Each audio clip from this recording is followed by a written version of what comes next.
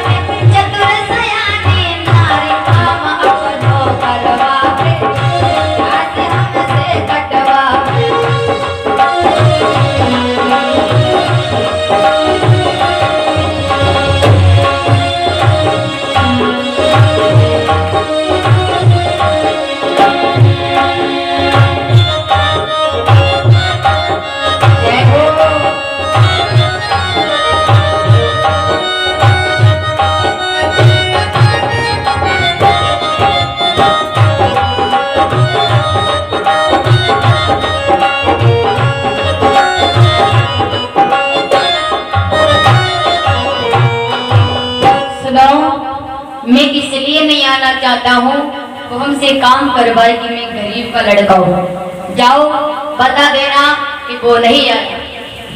इजलाते हुए सखियां पास में पहुंची महारानी जिसे यहाँ बुला रही थी वो नहीं आया। का क्यों नहीं आया? का वो काम के लिए सोच रहा है। का ठीक है मैं चलती हूँ। आज धीरे धीरे लड़की जाकर के वहां पहुंची और जवाब दिया कि अहे राजकुमार, अरे लाडले, कम से कम पेड़ के नीचे से उतर आओ। क्यों? क्योंकि बस थोड़ी देर के लिए आप पेड़ के नीचे उतर आओगे तो महान कृपा होगी। जवाब दिया वो कैसे? कहा उतर तो आओ। और तुम्हारे माता पिता कौन है? तुम कहाँ के रहने वाले हो? पूछा कि तू सुन तो लकड़िया रे और तू कि न को है छैया। कौन पिता तुम्हारे हैं? कौन है तुम्हारी मैया?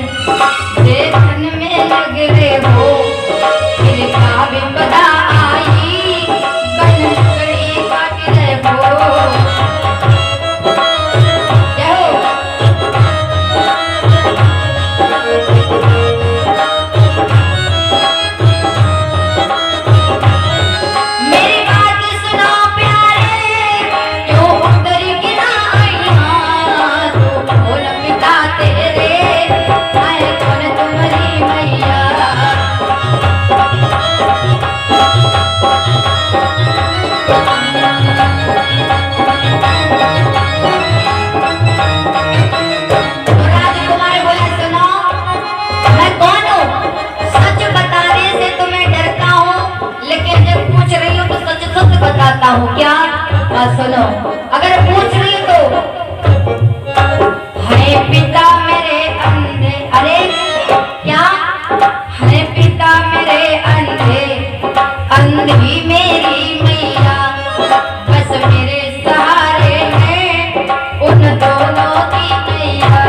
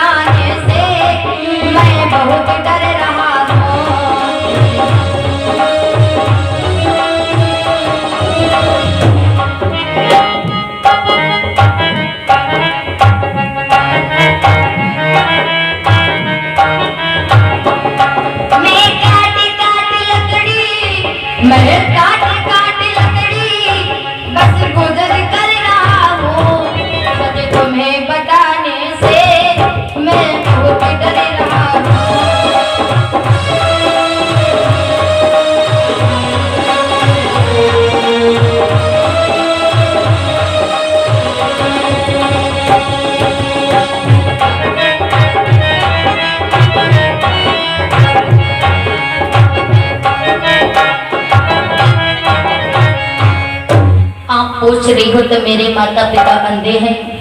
कहा अंधे क्यों हो गए? कहा पहले मेरे पिता राजा थे, धीरे धीरे दुश्मनों ने राजधानी पर चढ़ाई कर दी, राजपाट छीन लिया, फिर मेरे माता पिता के नेत्रों को फोड़ दिया, मेरे माता पिता अंधा और अंधी हो गए। उस समय मेरी उम्र 14 वर्ष की थी। मैं 14 वर्ष की उम्र में अपने माँ बाप को लेकर के इस बगीचे में अपनी झोपड़ी बनाने लगा हूँ, उसमें रहने लगा हूँ। लकड़ी काट करके बस अपना पेट भरता हूँ, झूठे गुजर चलाता हूँ। इसलिए मैं तुम्हें सच बताने से डर रहा था, लेकिन आप कहाँ से आई हो? जवाब दिया, मैं मध्य प्रदेश से, मेरे पिता का नाम है अश्वपति जो राजा है, मेरी मैया का नाम है माधवी जो रानी है, बस उनकी ही लाडली पुत्री तुम्हारे पास आई हूँ। इसलिए आई हो? कहा मैंने तन और मन धन से बस तुम्हें राजकुमार के स्वरूप में चुनन कर लिया है। मेरे पिता ने कहा था कि अपने समान वर का चुनन करना, मैं अपनी सहमति से तुम्हारा विवाह कर दूंगा। तो राजकुमार ने जवाब दिया, मैं तो गरीब हूँ, मैं तो गरीब का लाल हूँ, पर आप कहाँ राजा की बेटी हो, 56 प्रकार का भोजन करने वाली, फूलों की सेजों पर सोने वाली। मेरे यहाँ तो कुछ भी नहीं मिलेगा। मेरे यहाँ एक झोपड़ी है और वो भी झोपड़ी में कभी रूखी सूखी पाओगी, वरना वो भी नहीं पाओगी। इसलिए मुझ गरीब की बेइज्जती ना करो, अरे मुझ गरीब की हंसी ना उड़ाओ, आप यहाँ से अपने घर के लिए वापस जाओ। सावित्री ने कहा, सुनो, मना ना करो, मैं जो कहूँ मुझे करने दो, क्योंकि मैंने न तो तुम्हारी गरीबी से मतलब, न तुम्हारी अमीरी से मतलब। देखो, अपने जीवन साथी सही हो, गरीबी अमीरी अपनी जगह पर होती है। अभी है तो अमीरी मान लिया जाए, है तो अमीरी अपनी जान में बिटिया का विवाह कराए, जिनके चौमंजिल बना है। अगर लड़का सही है तो वो चौमंजिल रहेगी, अगर लड़का नहीं सही है तो वो चौमंजिल भी खस करके कमड़ैया पड़ जाएगी। महाराज, इस समय का कोई जान जाता है कि कैसा समय कहाँ पर कैसा आ जाए, क्योंकि लड़का सही है तो मड़ैया से भी महल बन सकता है, अगर लड़का बुरा है तो माताओं बहनों महल से मड़ैया बन जाएगी। इतना याद रखना। कहा मुझे नहीं मतलब, रिश्ते में गरीबी और अमीरी नहीं देखी जाती, मैंने सिर्फ तुम्हारा हृदय देखा है, इसलिए आप पेड़ से उतर आओ, और मैं दिल से माना है, इसलिए आप मेरे सब कुछ हो। जिद ठान गई कि तुम ही मेरी मंदिरी, तुम ही मेरी पूजा, तुम ही देवता हो, तुम ही देवता हो।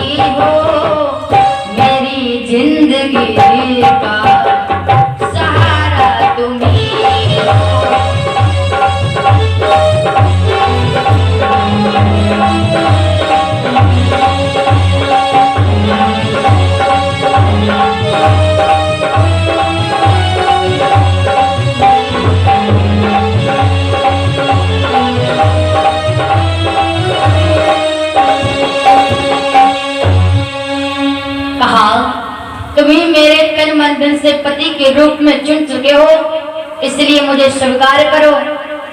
मना कर दिया राजकुमार ने, ना ना ना, मैं नहीं कर सकता ऐसा।